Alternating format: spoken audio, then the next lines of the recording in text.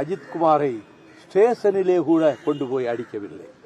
அங்கே இருக்கக்கூடிய ஒரு விடுதிக்கு பின்னாலே இருக்கக்கூடிய வெளியில் சித்திரவதை செய்து உயிர் போகிற அளவுக்கு மிருகங்களாக மாறி, அந்த காக்கி சட்டை அணிந்தவர்கள் மனிதர்களே அல்ல, மிருகங்களாக மாறி சித்திரவதை செய்து அந்த இளைஞன், திருமணமாகாத 29 வயது நிரம்பி அஜித்குமாரை அடித்தே கொண்டு விட்டார்.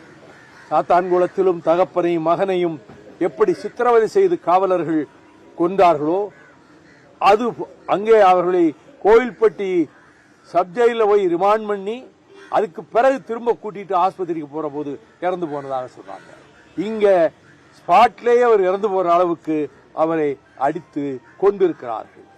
நல்ல நடவடிக்கையாக, துரித நடவடிக்கையாக தமிழகத்தினுடைய முதலமைச்சர் மாண்புமிகு தளபதி ஸ்டாலின் அவர்கள் உடனடியாக அந்த காவலர்களை பணியிட நீக்கம் செய்தது மட்டுமல்ல, தமிழ்நாட்டு காவல்துறையை விசாரிப்பதை விட இது சிபிஐ விசாரிக்கட்டும், மக்களுக்கு நம்பிக்கை வரும் என்ற விதத்தில் சிபிஐ விசாரணைக்கு ஒப்படைத்து விட்டார்.